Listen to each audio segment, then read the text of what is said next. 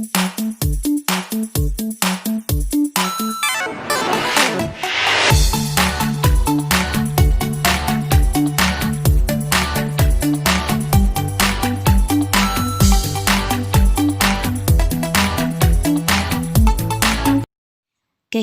manusia tidak terlepas daripada interaksi, dan interaksi tidak terlepas daripada komunikasi.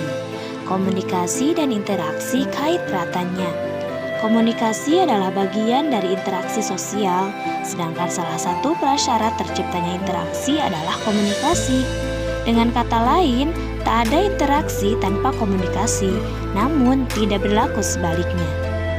Dalam sosiologi komunikasi sendiri, setidaknya terdapat 4 pendekatan. Yang pertama, interdisciplinary approach, kedua, structural approach, ketiga, positivisme, dan yang keempat, post-positivisme. Interdisciplinary approach adalah pendekatan dalam pemecahan suatu masalah dengan menggunakan tinjauan berbagai sudut pandang ilmu serumpun yang relevan dan tepat guna secara terpadu. Yang dimaksud dengan ilmu serumpun ialah ilmu-ilmu yang berada dalam rumpun ilmu tertentu, yaitu rumpun ilmu-ilmu kealaman atau IIK, rumpun ilmu-ilmu sosial, IIS, atau rumpun ilmu-ilmu budaya, IIB, sebagai alternatif. Yang kedua yaitu pendekatan structural approach. Structural approach adalah keseluruhan yang bulat, yaitu bagian-bagian yang membentuknya tidak dapat berdiri sendiri di luar struktural itu. Pendekatan struktural adalah metode atau cara pencarian terhadap suatu fakta yang sasarannya tidak hanya ditujukan kepada salah satu unsur sebagai individu yang berdiri sendiri di luar kesatuannya, melainkan ditujukan pula kepada hubungan antara unsurnya. Pendekatan struktural melihat kegiatan memilih sebagai produk dari konteks struktur yang lebih luas, seperti struktur sosial, sistem partai, sistem pemilu, permasalahan, dan program yang ditonjolkan oleh setiap partai peserta pemilu. Dalam pendekatan struktural, kita dapat melihat kegiatan pemilih ketika memilih partai politik sebagai produk dari konteks struktural yang luas seperti struktur sosial masyarakat yang mewakili aspirasi masyarakat, sistem kepartaian, sistem pemilu, dan program yang ditonjolkan dalam partai peserta pemilu.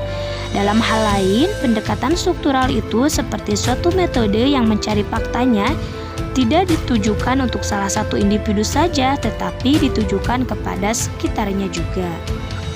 Yang ketiga yaitu pendekatan positivisme. Positivisme adalah pendekatan dalam ilmu-ilmu alam, melihat suatu kejadian atau gejala sosial atau fenomena yang ada sebagai suatu yang kausal atau hukum sebab akibat. Sesuatu yang terjadi karena disebabkan oleh suatu alasan. Dalam pendekatan ini, penelitian terhadap ilmu sosial menggunakan data kuantitatif yang akurat dan menggunakan eksperimen, survei, dan statistik untuk mencari ketelitian dan melihat dengan objektif. Positivisme menggunakan asumsi objektivis atau empirical realist, yaitu persepsi atas adanya suatu realitas yang sebenarnya ada di luar pemikiran atau pandangan manusia. Keempat yaitu ada post-positivisme.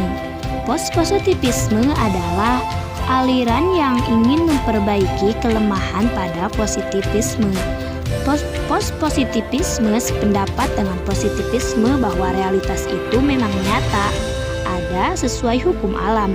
Tetapi pada sisi lain, post-positivisme berpendapat bahwa manusia tidak mungkin mendapatkan kebenaran dari realitas apabila peneliti membuat jarak dengan realitas atau tidak terlibat secara langsung dengan realitas.